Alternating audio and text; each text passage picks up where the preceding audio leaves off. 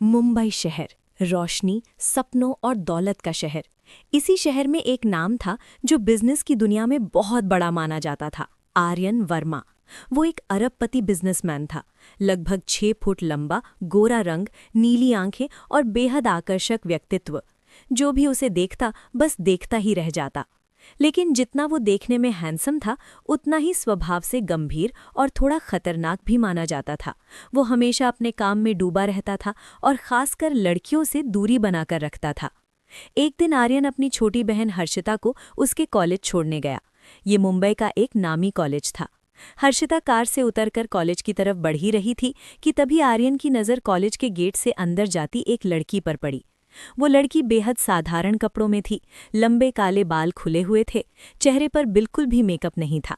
फिर भी उसका गोरा रंग और बड़ी बड़ी झील सी भूरी आंखें किसी को भी अपनी ओर आकर्षित कर सकती थीं।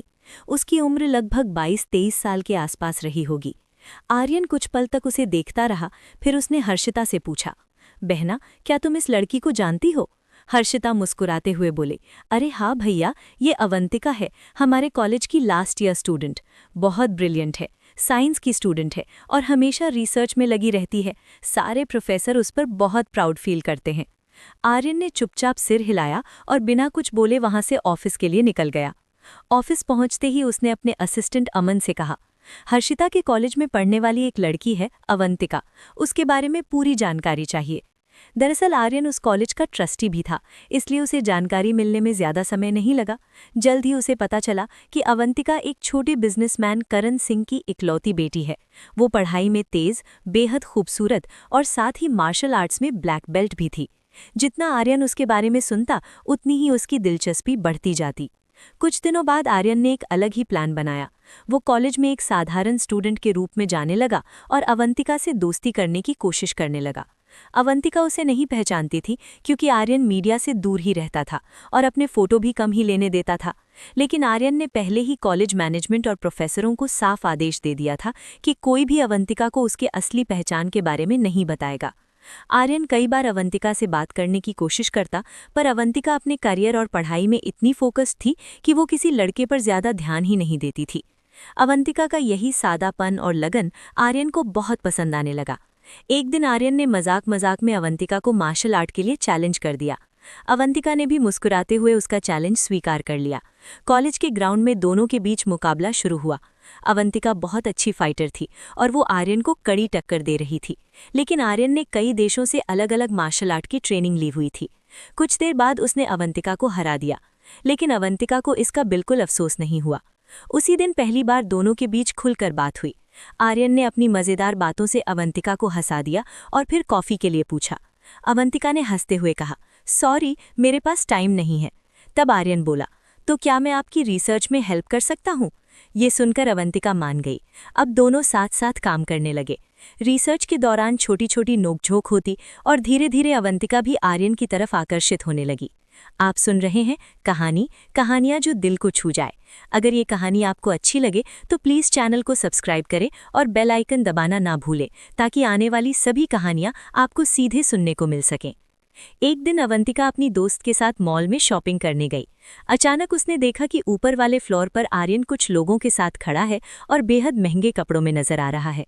वो उसे आवाज देती है, लेकिन आर्यन सुन नहीं पाता और एक वीआईपी रेस्टोरेंट में चला जाता है। अवंतिका को हैरानी होती है। वो उसके पीछे ऊपर जाती है, लेकिन वीआईपी एरिया में उसे जाने नहीं दिया जाता।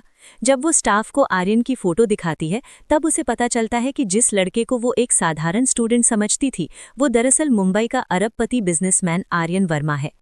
ये सुनकर अवंतिका खुश नहीं होती, बल्कि उदास हो जाती है। उसे लगता है कि आर्यन ने उससे झूठ बोला और उसे धोखा दिया। उस दिन के बाद अवंतिका ने आर्यन से मिलना बंद कर दिया।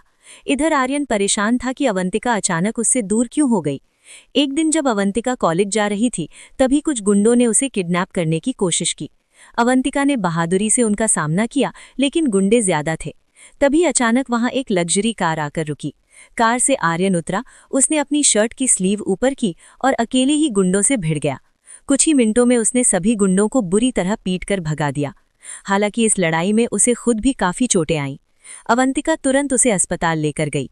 हॉस्पिटल में आर्यन ने अवंतिका का हाथ कसकर पकड़ रखा था। तभी अवंतिका बोली, मुझे सब पता चल चुका है कि तुम कौन हो। आर्यन ने गहरी सांस लेते हुए कहा, हाँ, मैं आर्यन वर्मा हूँ, लेकिन मैंने अपनी पहचान इसलिए छुपाई क्योंकि मैं जानना चाहता था कि क्या कोई लड़की मुझे मेरे पैसे के बिना भी प्यार कर सकती है। मेरी जिंदगी में बहुत लड़कियां आईं, पर सबको मेरे पैसे से प्यार था, मुझसे नहीं। फिर उसने अवंतिका की आंखों में देखते हुए कहा, अवंतिका, क्या तुम मुझसे शादी करोगी? अवंतिका की आंखों में आंसू आ गए। कुछ पल चुप रहने के बाद उसने मुस्कुराते हुए कहा, हाँ, मैं तुमसे शादी करूंगी। कुछ समय बाद दोनों की शादी पूरे धूमधाम से हुई। उनकी शादी सिर्फ दो लोगों का मिलन नहीं था, बल्कि ये सच्चे प्यार की जीत थी, जहां दौलत से ज्यादा दिल की कीमत थी। अगर आपको ये कहानी पसंद आई हो तो प्लीज़ इसे लाइक, शेयर और कमेंट ज़रूर करें और चैनल को सब्सक्राइब करके बेल आइकन ज़रूर दबाएं ताकि आने वाली सभी दिल को छू लेने वाली कहानियाँ आपको सीधे सुनने को मिलती रहें। धन्यवाद।